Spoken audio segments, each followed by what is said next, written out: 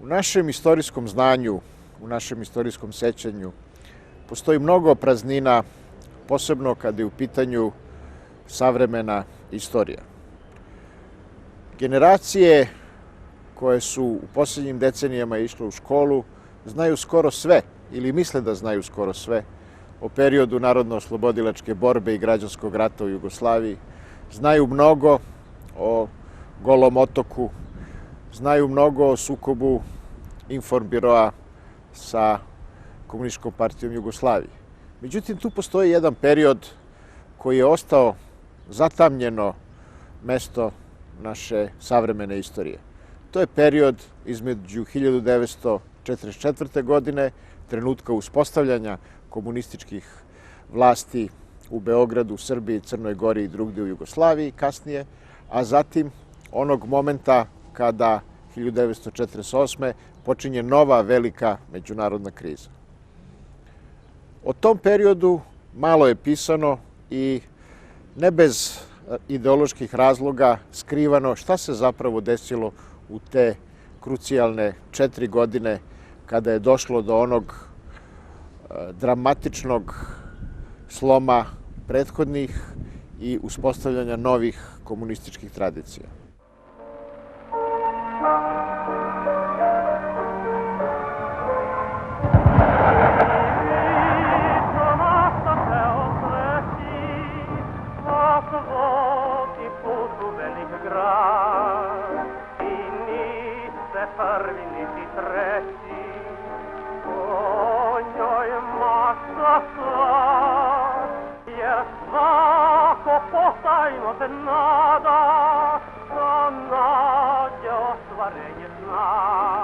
O, slobodo, koliko li je zločina učinjeno u tvoje ime? Ako mene sad pitate šta ja mislim o onom što se dešavalo u Beogradu 1944. godine, u onom mesecu, u onom delu bezvlašća, to je bio neki decembar, oktobar do recimo polovine novembra, onda bi to trebalo da kažem. O, slobodo, koliko je zločina učinjeno u tvoje ime. A ta sloboda zvala se neka Komunistička partija Jugoslavije. Ona je bila simbol slobode. Ona je za mene bio onaj kip koji tamo stoji pred New Yorkom i tako dalje. Što kaže gospođa Komunistička partija, to je za mene bilo, zakon je to za mene bio. Jer ja sam verovao u oslobođenje čovečanstva od zla. A put ka uništenju tog zla pokazuje Komunistička partija Jugoslavije. Da bi sve bilo jasno zbog čega sam u Nacionalnom pokretu otpora generala Draže Mihajlovića bio u svojim ranim dečačkim godinama, ja ću se osvrnuti na ono ranije doba koje je prethodilo tome. A to je 39. godina. 39. godine, početkom septembra meseca, bio je rat. Drugi svjetski rat. Nacisti napadaju, zauzimaju Poljsku i kukasti krst zajedno sa crvenom petokrakom, zvezdom, deli Poljsku na dva dela u zajedničkim marševima, u zajedničkim revi trupama u okupiranoj Varšavi. Sjećam se da sam tada video u Politici zajedno crvenu petokraku i kukasti krst na zajedničkoj reviji. Dobro pripremljen za vođenje rata, Hitlerov Treći rajh je posle Poljske munjevitim vojnim akcijama pregazio svoje protivnike na zapadnoevropskom ratištu. U munjevitom načinu ratovanja zvanom Blitzkrieg, pred naletom superiorne avijacije, oklopnih snaga i pešadije, padaju jedna za drugom Norveška, Belgija, Holandija, Luksemburg. Dugo vremena smatrana za vojno najmoćniju na kontinentu, juna 1940. posle više od mjesec dana borbi, Francuska je kapitulirala. Hitler triumfalno ulazi u Pariz, a nemačka armija izbija na obale La Manša. Jedina država koja ostaje u ratu je Velika Britanija. zaštićena svojim položajem, koju čuva tradicionalno moćna flota, ali i zabrinuta da će Hitlerov plan Morski lav za iskrcavanje na britansku obalu La Manša uspeti. Italija u aprilu 1939. okupira Albaniju, a u oktobru 1940. napada Grčku. Tako se ratni požar prenosi i na Balkan. Rumunija, Mađarska, a nešto kasnije i Bugarska pristupaju Trojnom paktu.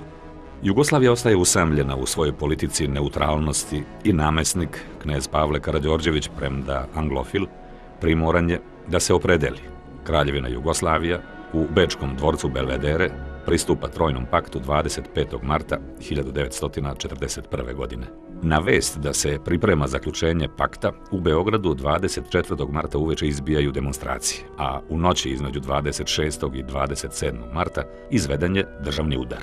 Srušena je vlada Cvetković-Maček, pohapšeni njeni ministri i svrgnuto namesništvo. Postavljena je nova vlada pod predsjedništvom generala Dušana Simovića.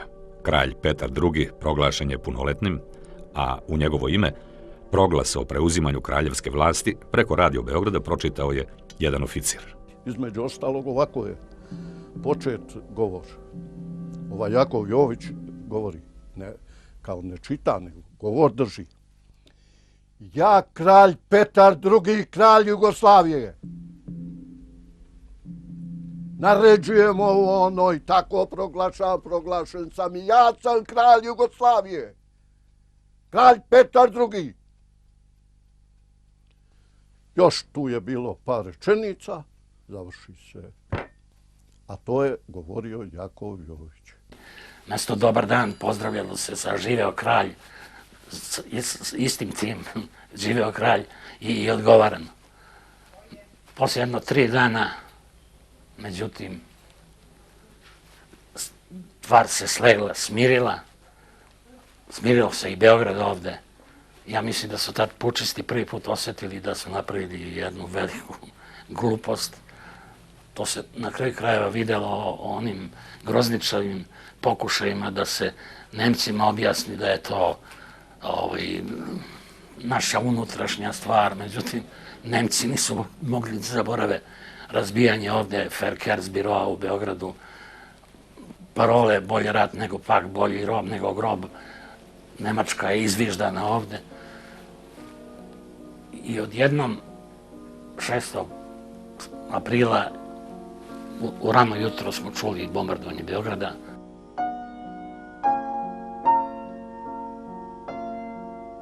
Trećeg aprila Beograd je proglašen nebranjenim gradom. U rano jutro 6. aprila osvetnička operacija Trojnog pakta pod nazivom Kazna krenula je na Beograd. Nemačke bombe su uništavale državna nadleštva i vojne objekte, rušile stambene četvrti, škole i bolnice. Pod njima su nestajali najvažniji kulturni spomenici. U preko 2000 srušenih i spaljenih objekata smrt je našlo nekoliko hiljada Beograđana. Istovremeno, nemačka avijacija je sa aerodroma u Mađarskoj, Austriji i Rumuniji bombardovala aerodrome kod Skoplja, Kumanova, Niša, Zagreba, Brežice i Ljubljane. Istoga dana italijanska avijacija iz baza u Italiji i Albaniji napala aerodrome, pristaništa i pomorske baze na prostoru Crne Gore, Hercegovine, Dalmacije, Bosne i Slovenije. Moj mlađi brat, ja i majka, koji smo, cela porodica tad živjela u Zaječaru, odlazimo u jedno selo blizu Paraćina kod tetke, rođene sestre moje majke, da se sklonimo od aviona i sirena koje su tada zavijale Zaječarom. Otac odlazi u rat, potpukovnik, pomoćnik komandanta 20. pešadijskog puka stacioniranog u Zaječaru. Prima borbu kod Sokobanje u Bovanskoj klisuri. Nemci su zaustavljeni, gine komandant puka, pukovnik Milo Radunović, i moj otac preuzima komandu pukom, nastavlja borbu. Nemci dovlače vazduhoplovstvo i pojačanje i naravno sa tim jačim snagama uspevaju da slome i taj otpor.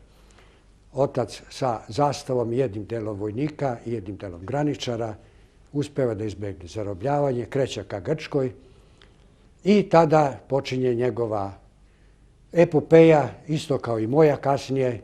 On je na svojoj dužnosti do kraja rata.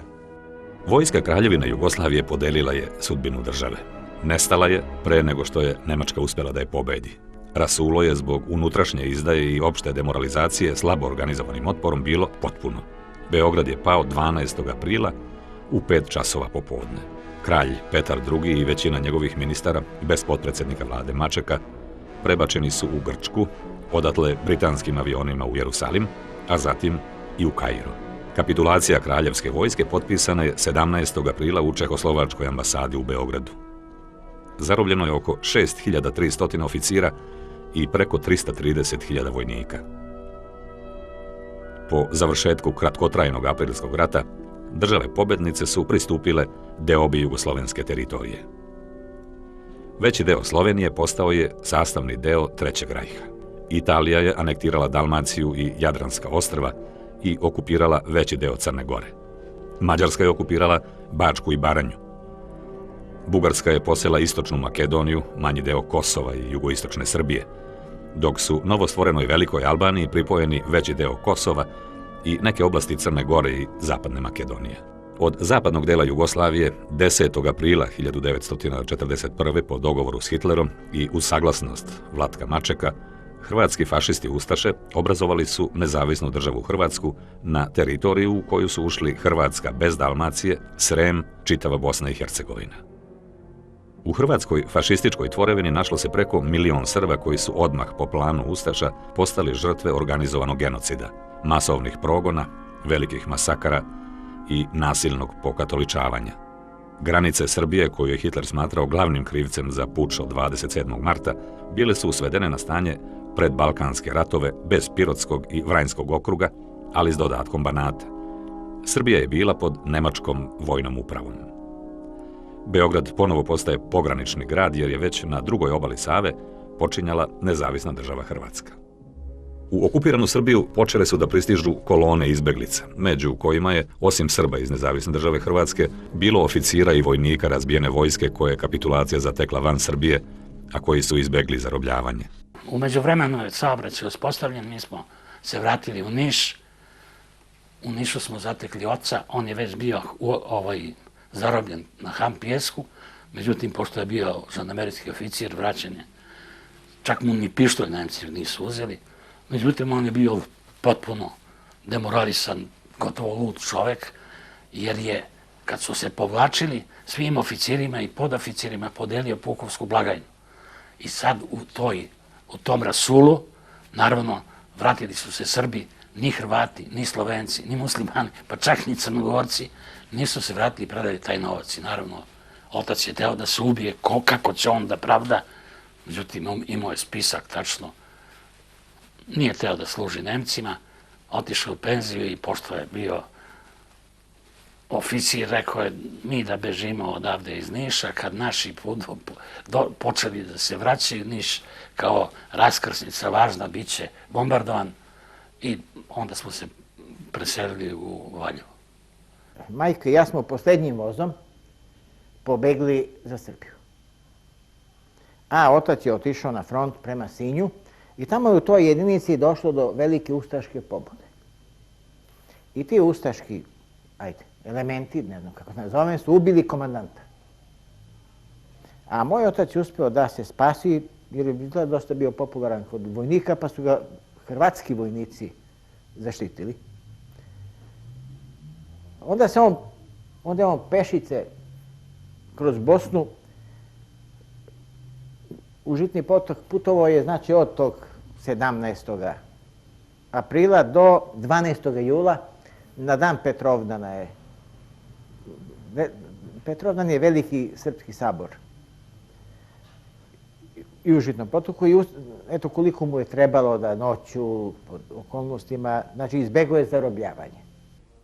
Onda smo čuli da negde u nekim planinama se jedan pukovnik nije predao.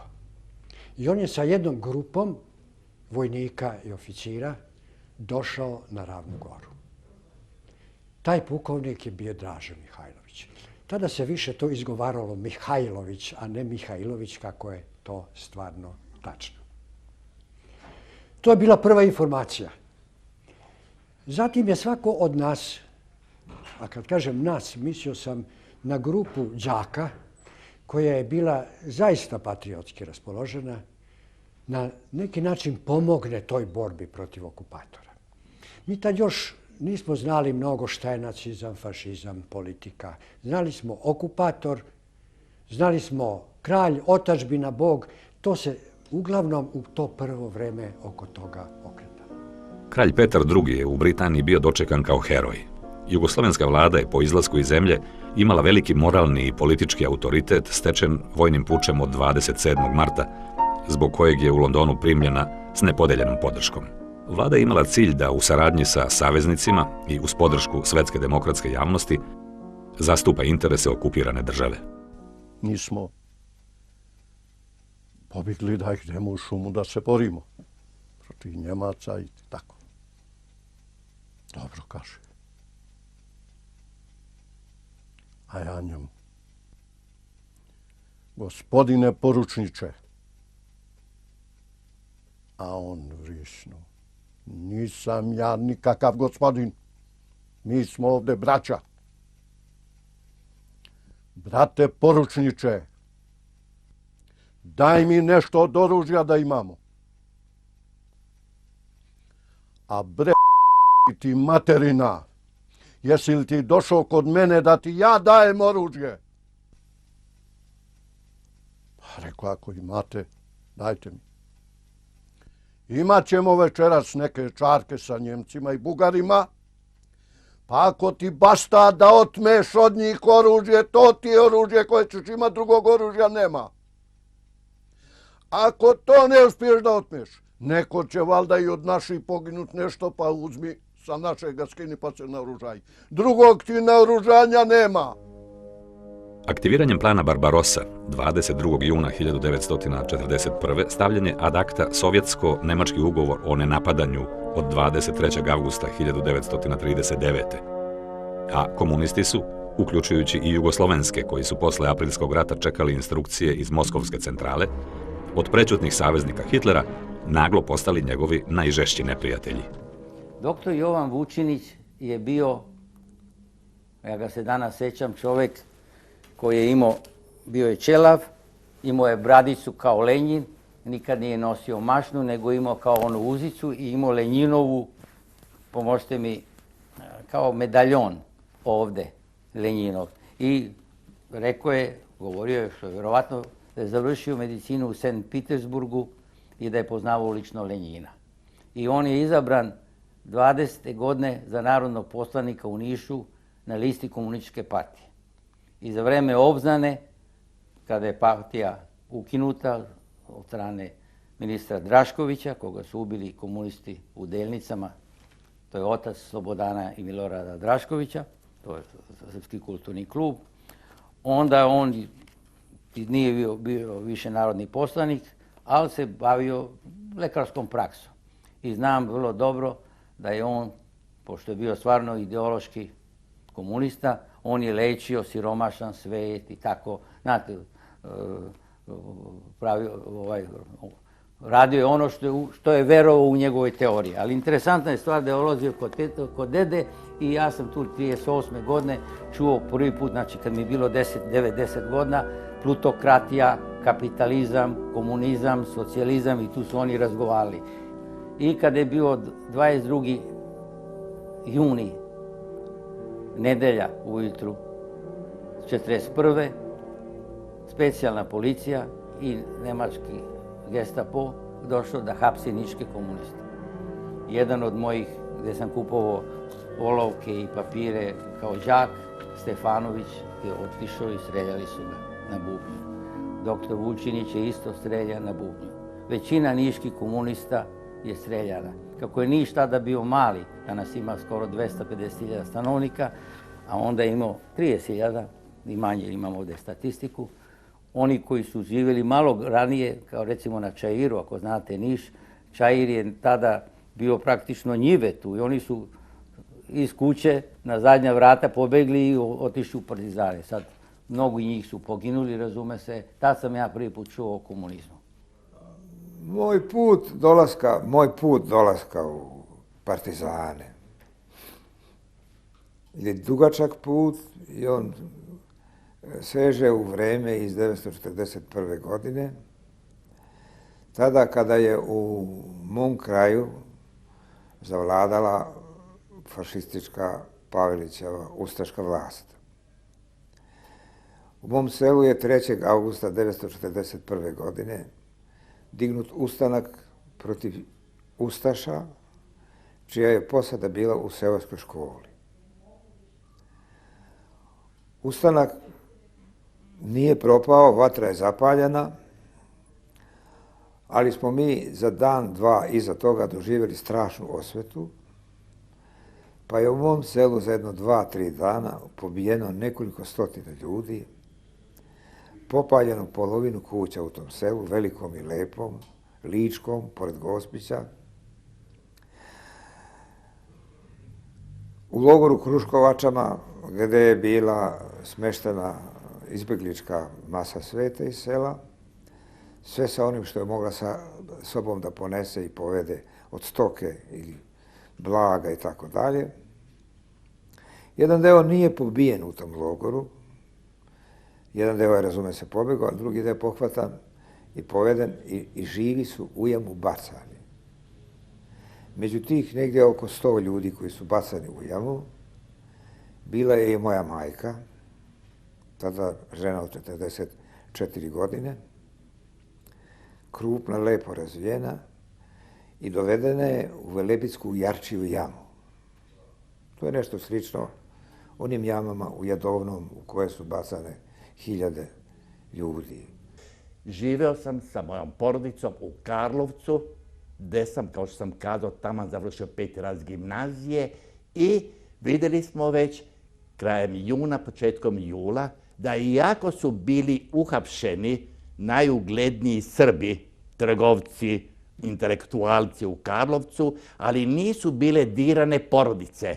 Bili smo suočeni sa činjenicom, a pošto smo mi Srbi bili dosta povezani u tom samome gradu, da su počeli i hapšenje članova porodice. A dolaskom Njemaca u Karlovac došli su predstavnici druge italijanske armije, pa su onda oficiri iz te druge italijanske armije bile u srpskim kućama. Tako da u našoj kući, u stanu, bila su 2 italijanske oficira, koji su nam saopštili, to i danas dobro pamtim, 10. jula, da ćemo morati mi da bežimo, jer se oni povlače natrag za Sušak. I da moja majka, sestra i ja, i to 17. jula smo krenuli u izbjeglištvo u Srbiju, gdje ćemo nego u majku Srbiju, i dolazimo i ja 18. se pojavljujem u Jagodini kao izbjeglica sa nadom i iščekivanjem, kao svi mi tada. Nije to ništa strašno i onako je Sovjetski savez ušao rat, tu je Engleska, tu je Amerika, tu su naši veliki stari saveznici, do jeseni vraćat ćemo se mi natrag.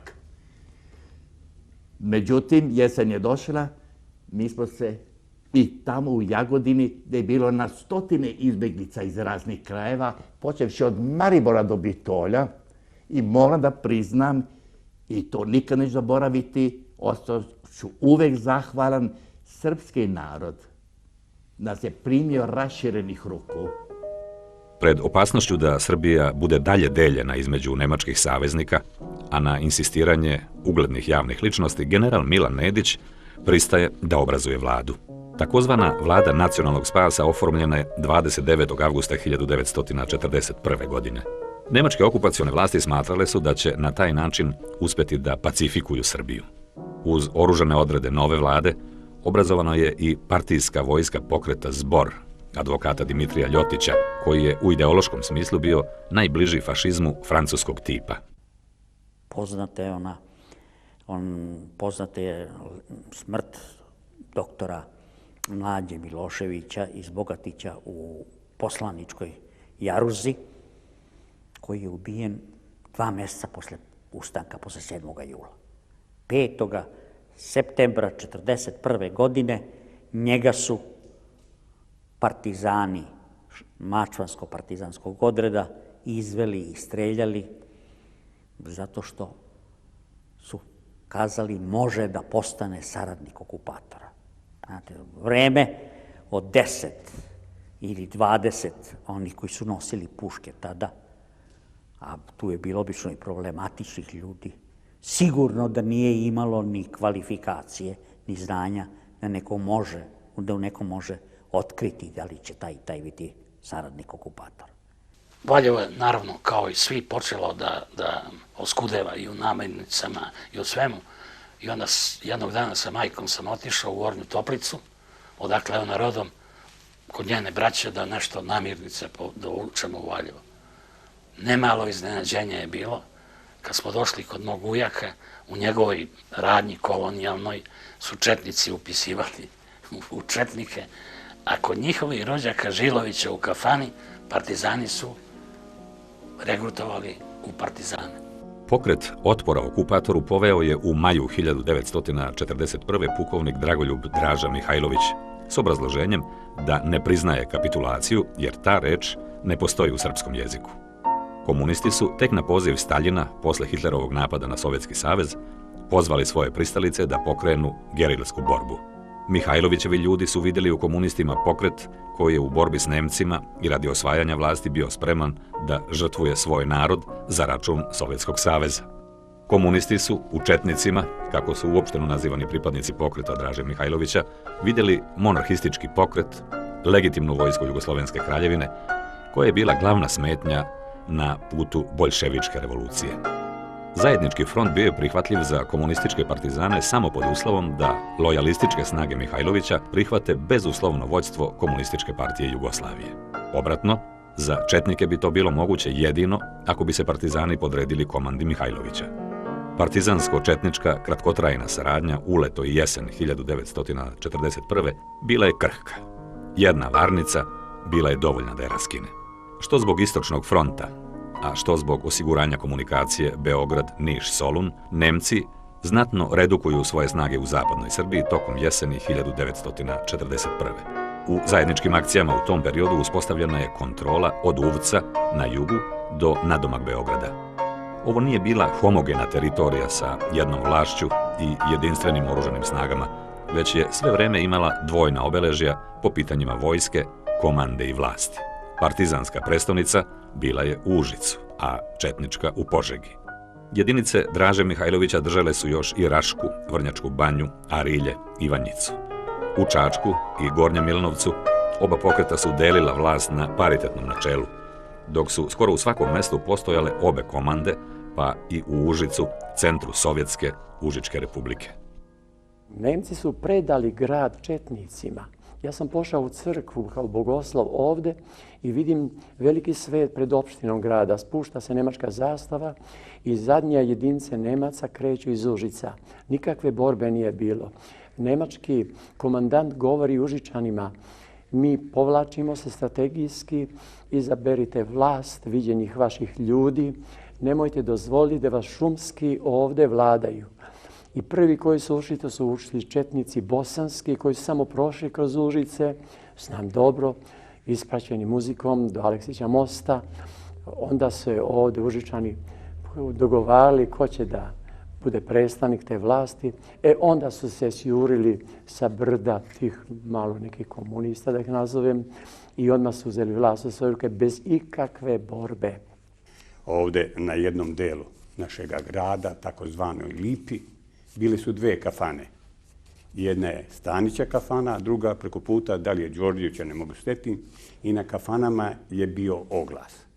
Ovde se upisuje u četnike, a na drugoj kafani je bio natpis: ovde se upisuje u partizane. Znači, bila je zajednička borba, zajednički su se borili s tim. Oni koji su hteli u partizane upisali se u jednoj kafani, koji su hteli u četnike u drugoj kafani.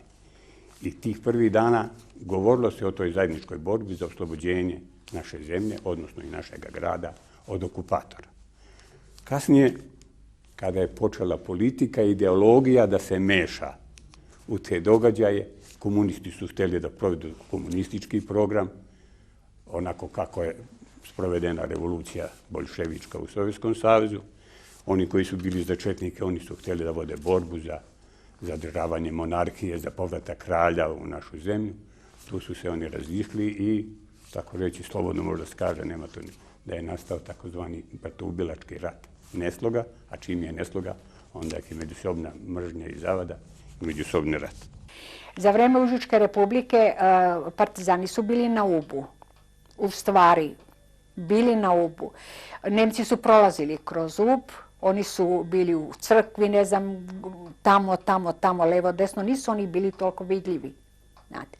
Ali početkom oktobra meseca došli su jedno jutro, bila je subota ujutru, došli su i napali su našu kuću, bili su naoružani, lupali su da im se kuća otvori. Moram da napomenem da prethodnog dana bio je na ručku moj školski drug Pavle, mislim da je Ignjatović, nisam sasvim sigurno, zajedno smo maturirali i sedeo je celo posle podne tu i sutra dan ja sam otvorila vrata, bio je jedan ulaz, drugi ulaz, treći ulaz, kuća je velika i na uglu je. Ja sam otvorila vrata i vidim Pavla sa puškom. Za mene je to bio smak sveta, da neko kod mene ruča i da sutradan dolazi sa puškom. Oni su prvo što ih je interesovala ih trgovina, naredili su tati da otvori kasu i pokupili su taj novac koliko je tu bilo. Ja ne znam, moj brat zna mnogo više nego ja. Mislim da je to bio zajam koji je tata morao da vrati banci ili što ja znam. Nešto su uzeli robe ovako na dohvat ruke, iskidali su telefon i odveli su oca. Onda su partizani počeli tako, znači, bacaj to, kak je to, neprijatelj, dođu u opštinu, recimo Sestarnavski je, imao 19 opština, 49 sela, a opština ima 2-3 sela i dođu unutra u opštinu, bacaj knjige, pale knjige, a on neka nek dođe sad kmet Bogosa da mi naplati porez, da mi naplati prinez. Nema više, gotovo kaže, nema više, ne plaća porez, nema ovo, nema ono, znači, da bi posle nekoliko dana, slušaj ti Bogosove, djela ti za naše drugove daj jedno krme za večeru, da se kolje ti daj ovo, ti daj ono, znate. A onda je počelo, znate, kad je narod vidio, onda je to počelo, digo se narod protiv toga. Bilo je raznih stvari, moj otac je bio neprekidno u bolnici, čak je, pošto je bio upravnik bolnice, znate, mislio je da je sreo i Tita tad. Kaže, ima neki čovek, mislim, znate šta, nije se znalo, naravno, tada. Ali kaže, neki čovek koji im je vrlo važan i koji je došao da nekoga obiđe u bolnici, znate. Bili su neprekidno su bili na poslu. Onda se sećam da je bio jedan lekar, vojni, koji je došao sa partizanima, doktor Levi, koji je bio nemilosrdan prema svojim kolegama. Mislim, ponašao se prema njima krajnje, onako, zapovednički. Mislim, uopšte su imali jedno osvetničko ponašanje. Znate, došli su razjareni, besni, ljuti, osvetnici. Znate, baš tako može da se kaže. Kasnije se pričalo, mislim, pošto je moj otac sa kolegama iz Beograda kasnije pričao o njemu, bili su iznenađeni. Kažu da je to bio jedan fini čovek, u stvari, verovatno kao Jevrejin, jako zaplašen, znate. I možda i kivan na svakoga drugog ko nije bio ugrožen. Ne znam kako drugčije da to objasnim, znate. Bila je teška, jako teška atmosfera inače. Sada, oni su uspjeli da mlade privuku sebi kroz te igranke, kroz te sastanke, uporni rad partije, skojevske organizacije, partijske organizacije. Bilo je jedno 100-200 ljudi, seljaka, seljanki, dečurlje. Dočekalo nas jedno 20 partizana i partizanki. Svi su imali ili šajkače ili ove šešire, kačkete sa petokrakim zvezdama, naoružani nekim čudnim puškama koje dotad nisam video, mada sam kao oficirsko dete se razumeo prilično. To su bile neke mauzerke nastavljene gore sa pola metra cevi još nadgrađene na to. To su čuvene bile partizanske puške. Ko je to pravio, valjda Užice, nisam znao. Onda nas je tu pozdravio neki klinac, očigledno je bio ili đak ili student sa pesnicom Smrt fašizmu, sloboda narodu. Pozvao narod da se priključi partizanima u veličanstvenoj borbi. Naravno, pljesak, posle toga se odjednom pojavljuje na jednoj tronošci jedan predvratni radi u obliku srca, na jednoj tronošci, iza kabl ide u šumu i kaže, sad ćete čuti najnovije vesti. I neki bas se javio na radiju, ovde govori Moskva, i onda kaže, drug Staljin je danas izdao naređenje i saopštenje u kome se pohvaljuje Valjevski partizanski odred zbog hrabre borbe sa partizanima, sa Nemcima. Očigledno taj bas je bio u Šumici, a oni su rekli da je tamo agregat za struju, a to je vojna tajna, pa ne mogu da ga pokažu. Posle toga govori radnik isto, smrt fašizmu, sloboda narodu, nekako su nas pustili, ja sam seo na bicikl s dimom prema Valjevu, loš je put bio, molio sam Boga samo da mi gume izdrže i na ulasku u Divce, jedno 10 seljaka, nekoliko seljanki i jedan zaklan čovek na sred puta. Naravno, niko ništa ne priča, jedan klinac vršnjak, onako kaže, to je neki knjigovođa iz opštine koji nije dozvolio da se pale te arhive. Oni su ga pokupili i zaklali ga. Ja bih htio da vam kažem da smo imali nekoliko slučajeva sveštenika koji ću ja pomenuti. Među prvim stradalnicima imamo sveštenika Milana Pašića, koji je bio ovde paružički, inače uhapšen je odmah 1941. godine od strane komunista, u zatvoru je bio u Čajetini, pa je nešto tamo izvedeno, tako da ga nagovorili su ga da kao beži, da pobegne, jer su tako hteli da ga, sačuvaj Bože, spale u jednoj pekari. On je pokušao da beži, ranjen je i stradao je, znači izumro je od tih rana, jedno sahranjen je u Mačkatu, svome rodnome selu. Krhka saradnja dva ustanička pokreta, ravnogorskog i komunističkog, prekinuta je krajem oktobra 1941. Brojni incidenti prerasli su tokom novembra meseca u sukobe većih razmera i pretvorili se u građanski rat. Draže se nije slagao sa Ljotićem i to je bila otvorena konfrontacija. Saradnje sa Ljotićevcima nije bilo. Što se tiče Nediće, situacija je malo komplikovanija za objašnjenje. Nijedan sastanak lični i posrednički nije bio između Nedića i Draže. I jedan i drugi su bili na potpuno drugim pozicijama.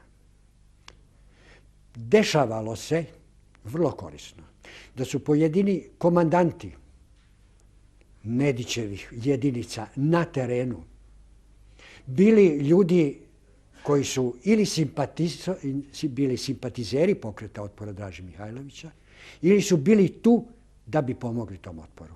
Mislim, ovo je veoma značajno da bi se objasnilo da između Nedićeve vlade i Nedića i Draže Mihajlovića nema saradnje.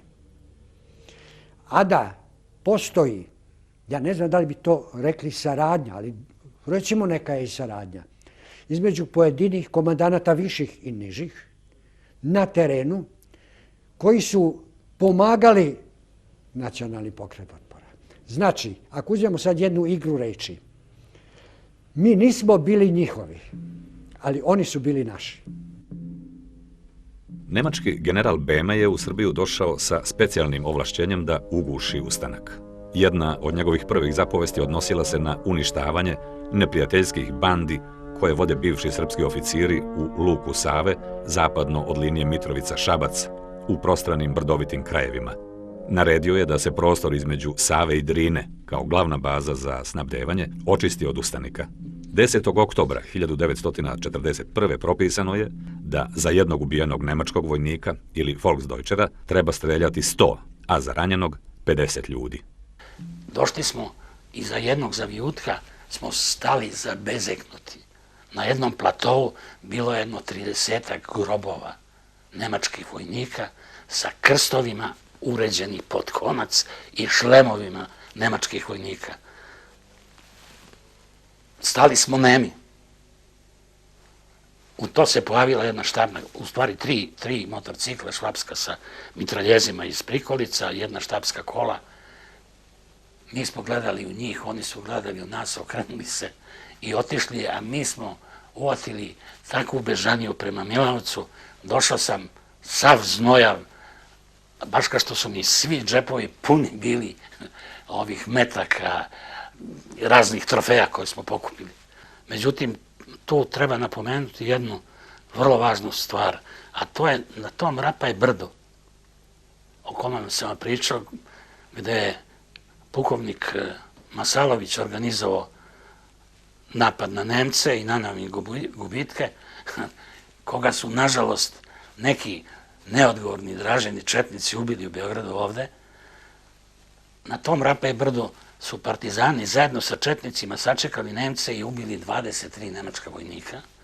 E sad, to se događa oktobar, novembar, ja mislim, i zapaljen Gornji Milanovac.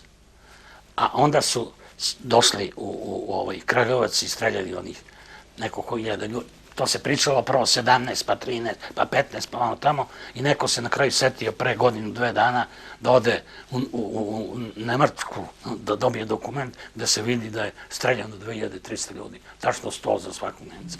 U pregledu generala Badera od početka ustanka pa do 5. decembra u Srbiji je poginulo 160 nemačkih vojnika, a 378 je bilo ranjeno, što je po propisanoj kvoti predviđalo streljanje 34.900 lica. Pošto je nemački general precizno sabrao i oduzeo sve zaključio je da dodatno treba streljati još 20.174 civila. Masovnim streljanjima u Kragujevcu, Kraljevu, javnim egzekucijama u Beogradu i ostalim gradovima, autentično srpski ustanak bio je u krvi ugušen. Njegovi rezultati bili su minimalni. Nikakav uspeh trajnije vrednosti nije postignut, a ustaničke žrtve i stradanje naroda bili su nesrazmerno veliki. General Mihajlović je obustavio obimnije vojne akcije, ograničivši se na rušenje mostova i železničkih komunikacija u nameri da opšti ustanak proglasi tek po iskrcavanju savezničkih trupa na Balkan. Prvo, bile su izričite naredbe iz vrhovne komande koje su se nazivale beskrvnim akcijama. Tada se već znalo da za jednog Nemca stradaju 100 Srba. Nije bilo problem sačekati nekog Nemca na nekom ćošku, ispaliti čak i jedan metak iz pištolja i na taj način ubiti 100 Srba. Prema tome, naše akcije su prema naredbi koje smo dobili iz vrhovne komande i preko korpusa, Timočkog korpusa, koji je bio na toj teritoriji gde sam ja živeo, da obavljamo uglavnom propagandnu delatnost i obaveštajnu delatnost. Bilo nas je podeljenih. Ako se danas neko usuđuje tvrditi da je četnički pokret bio isto tako antifašistički pokret, možda u svojim počecima. Možda u svojim počecima. Dok se nije otišlo u kolaboraciju sa okupatorskim snagama. Jer pa onda ne možete se zvati nekim borcima za slobodu zemlje, bez obzira šta. Vi možete ispovedati koju god hoćete ideju i koju hoćete politiku srediti i tako dalje, ali ako je u pitanju borba protiv okupatora neke sile koja je čizmom stala na vašu zemlju, onda tu silu treba tući, goniti i terati, protiv nje se boriti, bez obzira ko vas vodi tim putem. To je bila moja ideja. I zato sam ja uvijek bio na strani, na liniji partizana. U Londonu, gde su utočište našli i svi ostali izgnani saveznički državnici, jugoslovenska vlada je preživljavala tešku krizu. Počinje da se raslojava po nacionalnim šavovima. General Simović bio je primoran da se povuče, a novi premijer 11. januara 1942. postaje slavni pravnik i istoričar profesor Slobodan Jovanović. Za ministra vojske, mornarice i vazduhoplovstva postavljen je general Dragoljub Mihajlović, vođa monarhističkog pokreta otpora i komandant jugoslovenske vojske u otadžbini. My people are being tested as they've never been tested before. They are resisting heroically under their gallant leader, Draža Mihajlović.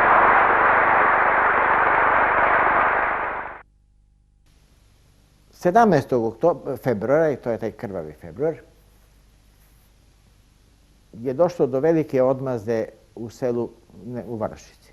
u Varošici Bojnik. Naime, jedna grupa Bugara je zanoćila u školi.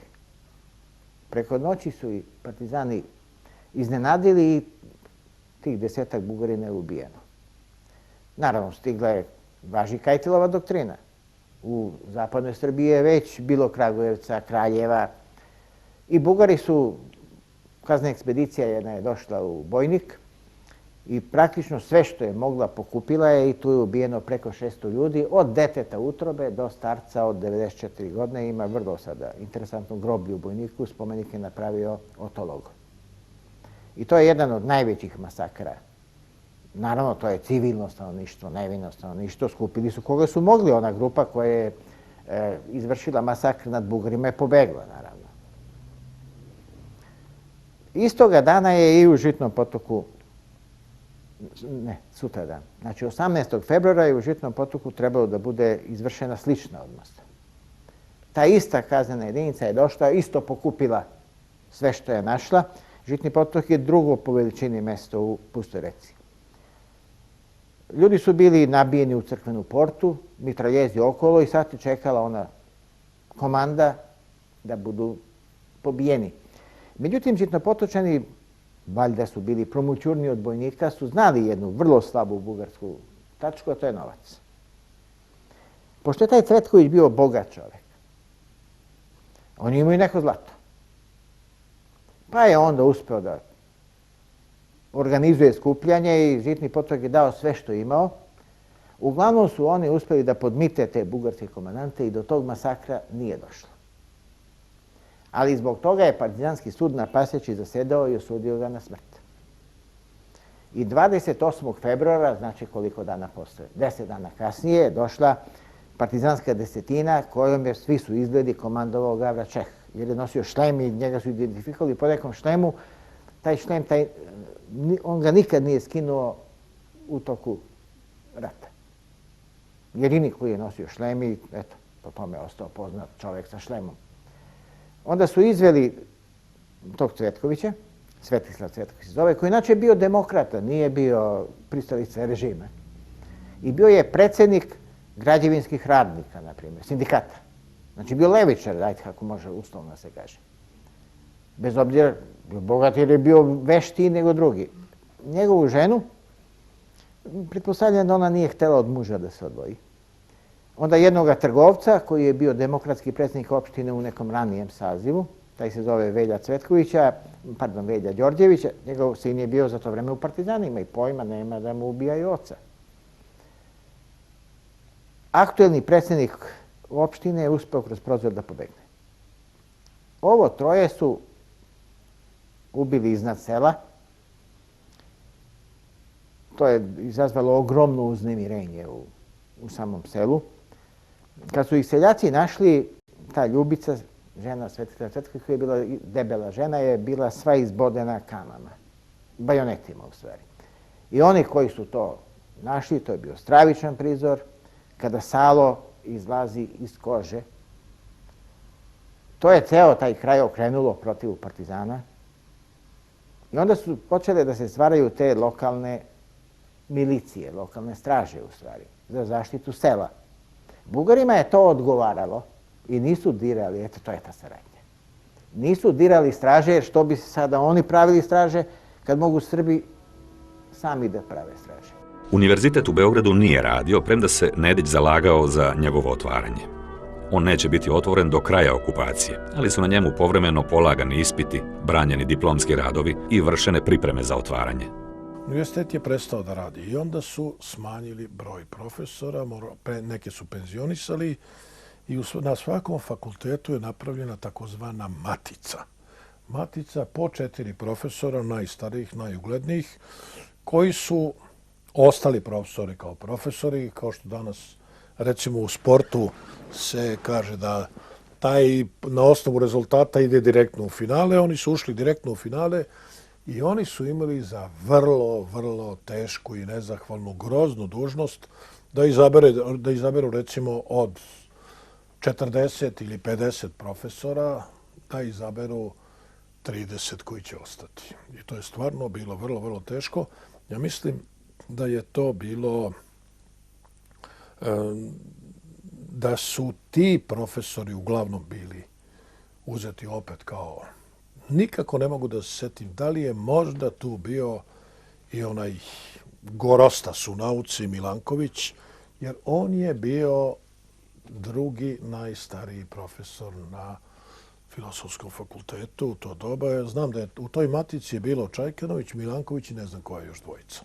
Pošto je doneta odluka za vreme okupacije da ne bude nastave i nije bilo nastave na fakultetu, ali on se zauzeo bio da jedno 30-ak studenta koji su bili na završnom ispitu, znači diplomskom, da obave taj ispit, da diplomiraju, jer je znao da će rad dugo trajati i očekivao je da će većina od njih posle 3-4 godina odsustva sa fakulteta i kontakta sa naukom da dignu ruke i smatraju da je to šteta za srpsku kulturu, da se izgubi jedno 30-40 mladih glava i on je sproveo te ispite. To je došlo do ušiju i do saznanja specijalne policije, na čijem čelu je bio Bećarević, koja je odmah postala ocu na Tehnički fakultet spisak studenta i naloženo mu je da kako koji student od tih se pojavi, bilo u zgradi fakulteta, bilo na ispitu, da odmah dostavi to specijalnoj policiji da bi došli da ga liše slobode. Otac je upravo suprotno radio. I sećam se u nekoliko navrata kad bi dolazio umoran i iscrpen sa fakulteta, govorio, deco, danas sam spasao još jednog. Ili još jednog studenta ili još jednu studentkinju. Ono što je zanimljivo za ta ideološki ostrašćena gledišta koje još uvek danas vladaju, to je da je među tima bilo i onih koji su odlazili u šumu kod četnika i onih koji su odlazili u šumu kod partizana. Zašto? To je bio onaj period juni, juli, kao što znate, 1941. kada još nije bilo došlo do otvorenog sukoba između nacionalista i komunista i kad su čak i sarađivali, bilo je primjera saradnje, tako da je on znao ko je ko i odmah bi kazao, ajde, beži u šumu, jurete, zapetan su ti i tako dalje. Koliko mene nisu interesovali ti problemi, interesuju se u sa filozofske neke tačke gledišta, ali ne konkretno šta se desilo ovome i onome i tako. I kao takav, ja sam bio uvek u svojoj sobi sa svojim knjigama, a moj otac je bio neka vrsta centra političkog. Tu su dolazili da vide koje su vesti, on je stalno slušao Radio London, Radio Moskvu i tako, i bio obavešten i tako, i to ga je intenzivno interesovalo, naravno. Tako da su onda dolazili neki moji drugovi, članovi partije, recimo, a onda drugi koji su protivnici bili. Ali to je na neki način bio možda neko jezgro nekog demokratskog konsenzusa, u stvari, već unapred postavljena. Jer su i moji roditelji bili tako, i otac i majka, moja majka koja je studirala medicinu i koju su zvali, ja sam naknadno to čuo, Crvena Dara. Dakle, Crvena, ona je bila za ono što su bili ideali koji su se postavljeni i slušali da ima to u Rusiji i tako dalje. Bila je onda već propaganda, razume se, jaka, kao jedan ideal. Dakle, tako da ta demokratska porodica je, moglo bi se označiti kao levo nastrojena. I tako sam i ja mislio, to su ideali, sloboda, jednakost, ono što je Francuska revolucija postavila i tako. I zamišljali da to se sprovodi u Sovjetskom savezu. Sa tim iluzijama smo mi živjeli. A Nemci su imali lukavu politiku, ne uznemiravati mnogo i tako, pustiti da se vide ljudi, a oni će hapsiti tamo gdje oni misle da treba hapsiti, tako da. Gestapo je imao taj metod. Specijalna policija ne. Specijalna policija je prebijala ljude i tu je bilo onaj Bećarević. To su bila mučenja. Da saznaju komunističku partiju i to sve. Ja imam sad, posle rata je to izašlo, imam svoje i saslušanje i iz Gestapoa i sve to imam. Nije to, jesi, nisam zdrav, metite na spisak. I mene je otac spasao time što su me prebacili, on je uhvatio dao neke tabakere i šta ti ja znam, nekom tamo Friedrichu. Tako da su me metli na spisak za Mauthausen. Inače bi stradao na Banjici. U svakom većem mestu u Srbiji postojali su zatvori, dok su veći logori bili oni na Banjici, Sajmištu, Novom Sadu, Zemunu, Nišu, Borskom rudniku. Svi koje je okupaciona vlast smatrala potencijalnim protivnicima bili su i kandidati za logore. Njihova sudbina uglavnom je bila sljedeća.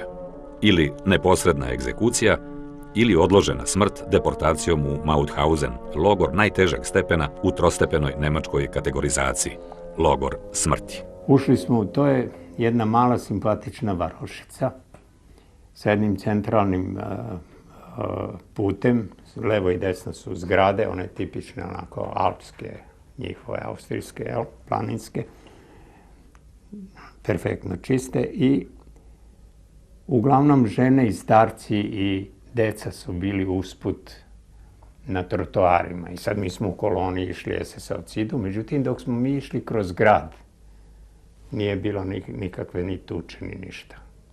Išli smo normalno.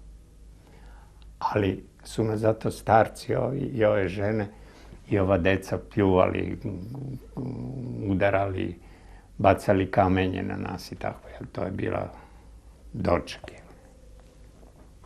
Tako smo prošli to prilično dugačak taj put, dok nismo izašli na neke livade u malu uzbrdicu i kroz usek jedan i kroz jednu šumicu. Tu je nastao pokolj. Tu su krenuli ovi sa strane, pošto smo mi nosili, imali gojzerice, pa roditelji su nam majka svima je poslala sve najbolje što je bilo, jel? Pa zimski kaputi, pa kufere smo nosili, jel?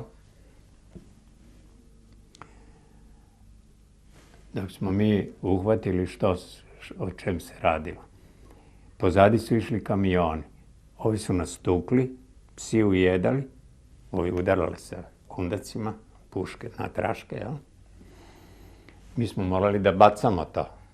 Jer smo morali da idemo, da izbegavamo udarce, da trčimo. A oni su pozadi skupljali to. To je bio njihov tal. Tih SS-ovaca vojnika.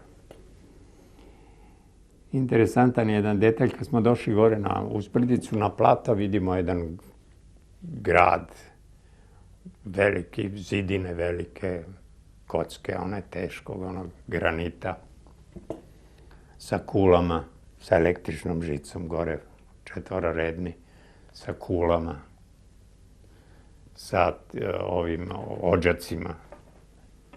I neki čudan miris, kao od roštiljnika. U stvari, dimili su se odžaci debeli, oni krematorija non stop su radili, jel? Mi još to nismo mogli da shvatimo gde idemo i šta je Mauthausen. To pojma niko nije imao, jel?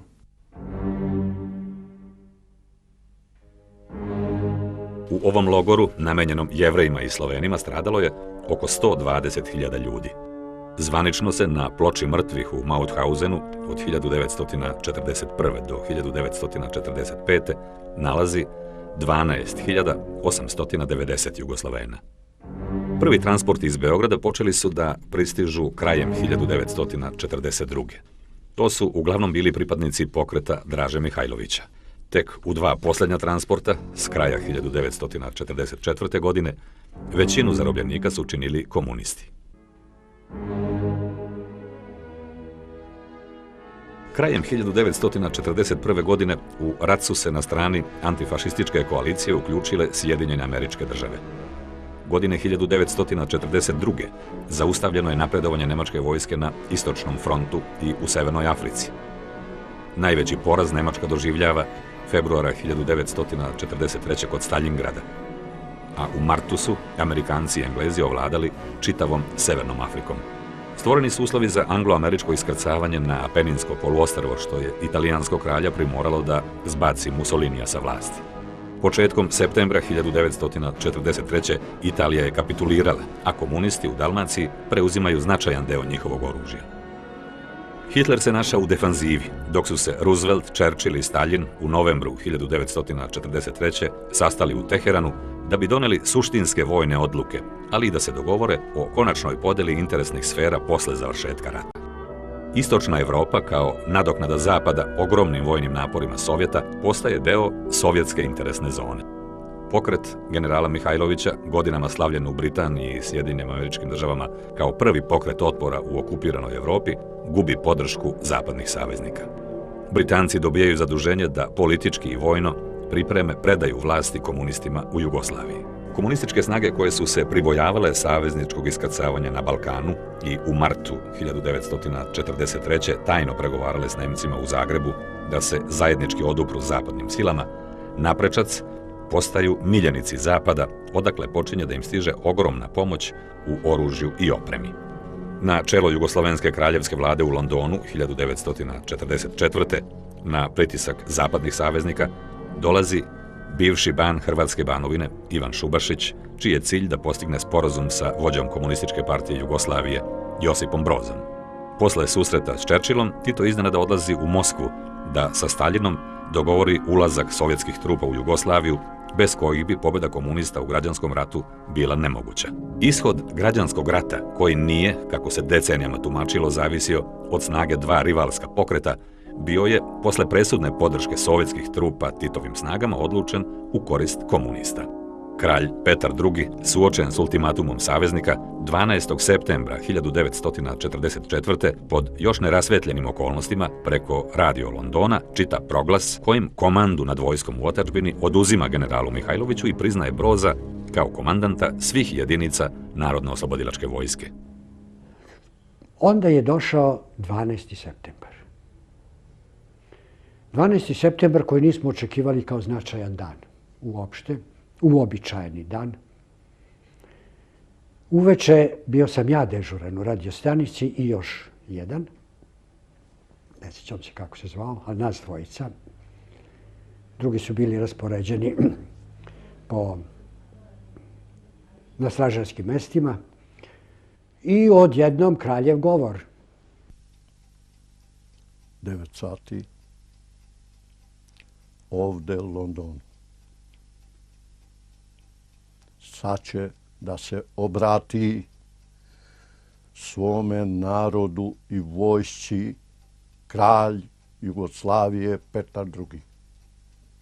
Spiker govori. On izlači. Kukala mu majka. Ja, kralj Petar II, kralj Jugoslavije, naređujem svim oficirima, podoficirima i vojnicima da se stave pod komandu maršala Josipa Broza Tita. Katastrofa. Jedan seljak me vodio po terenu Posavskog Sreza, tamo ne znam gde sam išao za Mislođin ili ne znam gde. I on je mene pitao, je li istina da je kralj rekao da priđemo Titu? I ja sam tada prvi put slagao zbog politike i rekao nije. I na to mi seljak kaže, pa i ja mislim da nije. I on i ja smo znali da jeste. To je bilo vrlo teško. To su te promjene u tim strašnim vremenima kad se nije moglo predvideti. Ja znam kasnije na Rtnju kad je proglašen, kad smo čuli za Teheran i to sve, odjedare smo, kaže, pa mi smo sad partizani, jer mi smo sada izgubili podršku saveznika i to sve kad je to pitanje bilo onda rešavano. To su bili ti dani neizvesnosti, preloma, kad se nije znalo šta nosi dan, a šta nosi noć. No, kroz 2-3 dana, evo ti 5-6 momaka, nagrđeni, ošišani, obrijani, bez oružja, bez išta. Skinuto s njih šta je trebalo da se skine. ne poznaje niko. Tamo naša straža misli da su to partizani. Kaže, mi smo iz drugog bataljona Kalinovačke brigade, pa smo pobjegli, kaže, iz tih njihovih jedinica, oni su nas trpali u jedinice. A šta je bilo, gdje je Milivoje? Kad je doveo bataljon, oni su rekli da postroji bataljon, on je postrojio bataljon, odložio oružje, svi smo bacili oružje.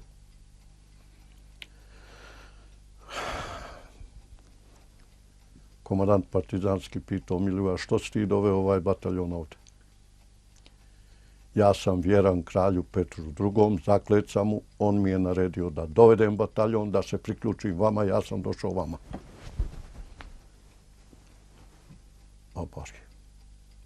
Evo ti. Pred bataljonom. Komandiri, četaj vodova, izađite iz stroja. Naprijed.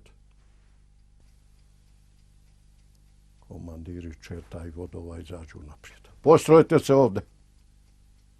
Oni se postroje. Obori.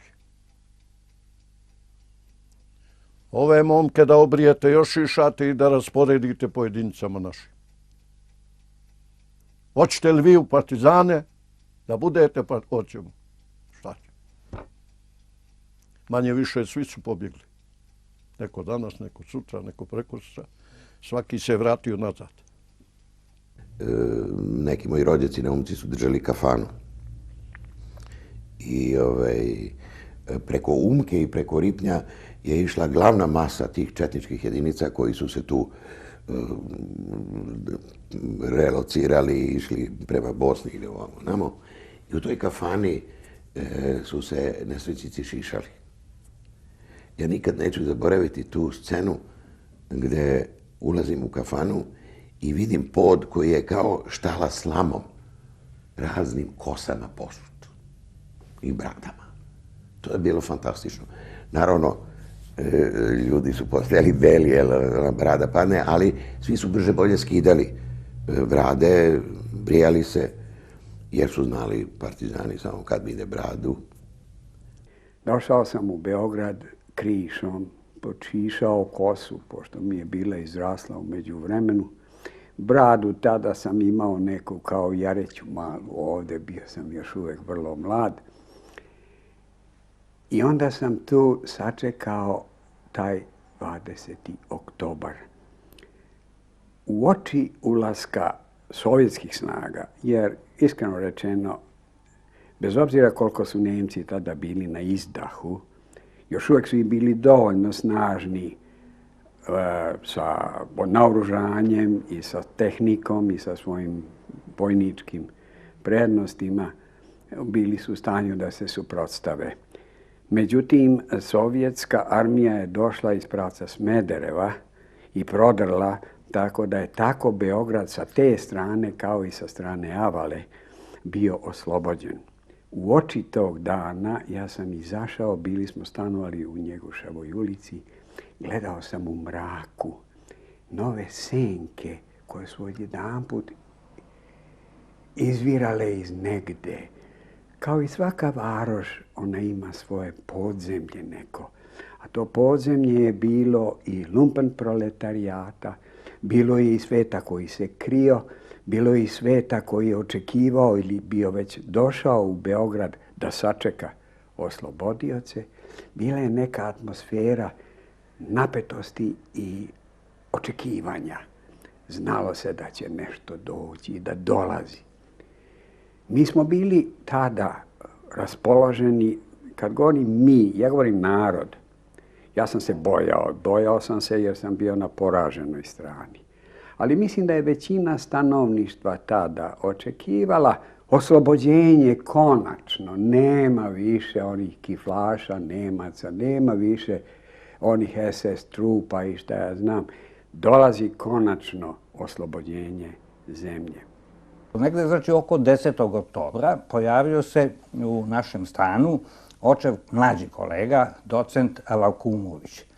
To je čuveni naš matematičar koji je posle emigrirao i proslavio se do kraja života živi u Berlinu, jedan od najviđenijih, možda i najuglednijih srpskih matematičara, postoje Mike Alas, možda i kako ne. On se pojavio, bio je docent, mlađi očev kolega i oni su bili u trpezariji, razgovarao je sa ocem i mi smo prisluškivali, već je to tada bila jedna nervoza, očekivalo se dolazak partizana, Rusa i tako dalje. I onda smo se i radovali, ali i strepeli i on kaže ocu sledeće, kaže, gospodine profesore, čuo sam, pošto kao mlađi čovjek imao kontakta i sa kolegama koji su naklonjeni komunistima i partizanima i tako dalje, čuo sam da ćete biti čim posle oslobođenja uhapšeni.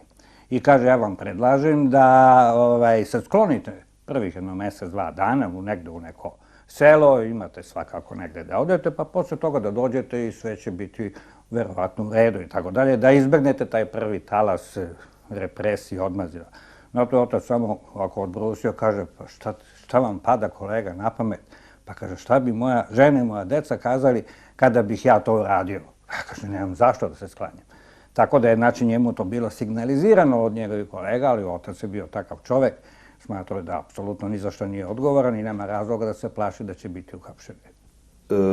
Imali smo priliku da čujemo šta se odigravalo u Sovjetskom savezu od 1918. pa na ovamo, od Oktobarske revolucije. Onda su nam pričali neki nemački vojnici, ali to nisu bili pravi Nemci, nego Ukrajinci koji su prišli Nemcima, šta nas čeka, porcije na kuku, kolektivizacija, oduzimanje, otimanje svega i svačega. I to našto ćete, kaže, vi koji ste prvi ljudi, bogatiji ljudi ovde, da osetite na svojoj koži. Saznali smo i za to Broza nekog koji vodi u planini i to je moj otac s oduševljenjem pričao. Tako da smo mi to čekali, zaista to oslobođenje.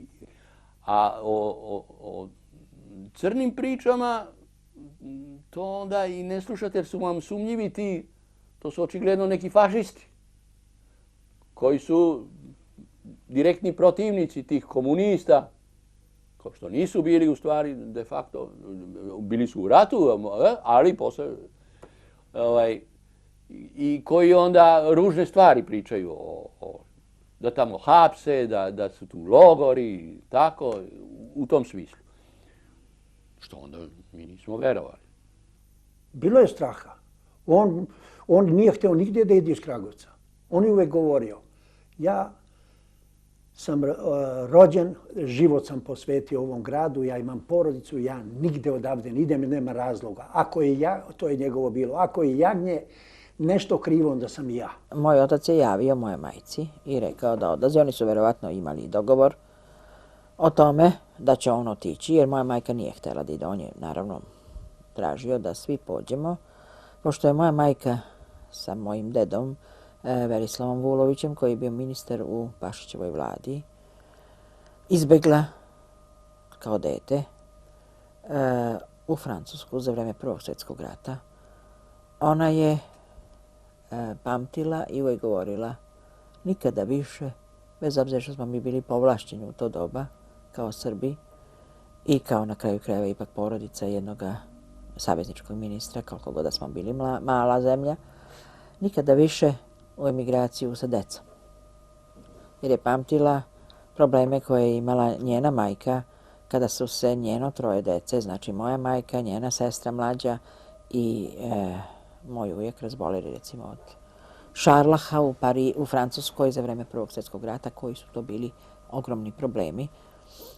I ona je govorila, ja ostajem u Beogradu, gde imam svoje prijatelje, gde znam lekare i ako mi se deca razbole, ipak će neko doći da ih pogleda. Neću u emigraciju i ostala je kod toga. Pa eto, naša porodica nije živela u nekom strahu i da kad oni dođu da će biti neki smak. Nismo naravno se radovali, nismo ih doživljavali kao da dolaze sad neki oslobodilaci, to ne. Ali nismo ni strahovali. Jednostavno mi smo bili mali i imali svoje male živote i nismo tako mama jedino majka koja je bila, eto, da kažem, na neki način obaveštena, čitala i volela da čita i politiku, redovno pratila događaje. Ona je upozoravala i našeg oca i mislim tako pričala o tome da teško nama ako komunisti dođu da će oni tatu ubiti. Ali to niko nije uzimao za neku ozbiljnost jer eto tad se žene nisu, mislim, pitale ni smatrale da one nešto znaju i da kamoli da predvide.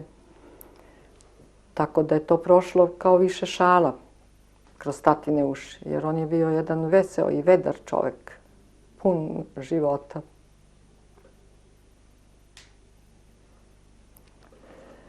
I sam tata, pa on to nije ni pominjao, ni strahovao ništa. On je dalje radio, on je bio jedan vispren čovek i za vreme rata je trgovinu obavljao.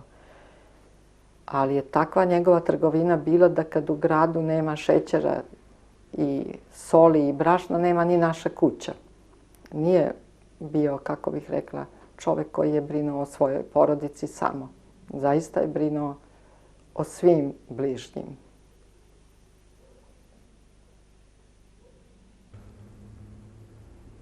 Bila bi zadovoljena istorijska pravda kada bi se sve žrtve totalitarnog terora koji je besneo na prostoru Srbije i Crne Gore samo tokom krvavog građanskog rata 1941-1945. nego s posebnim zamahom posle revolucionarne smene vlasti i uspostavljanja komunističkog režima 1944. i 1945. u zavisnosti o kom delu teritorije govorimo.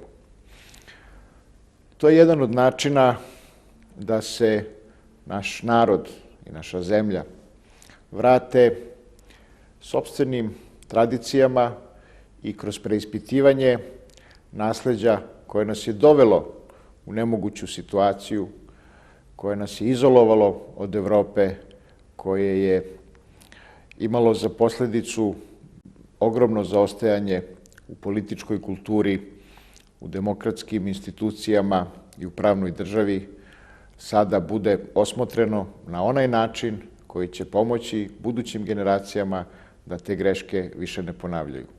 S druge strane, isto tako će ovo biti namirivanje istorijske pravde koja je oduzeta generacijama trudoljubivih, preduzimljivih ljudi koji su našu zemlju stvarali i koji su bez ikakve pravne krivice, samo iz ideoloških razloga, došli pod udar slepe komunističke odmazde koja je uglavnom zahvatala pripadnike građanskog sloja i one delove seljaštva koji su se protivili uspostavljanju komunističke diktature.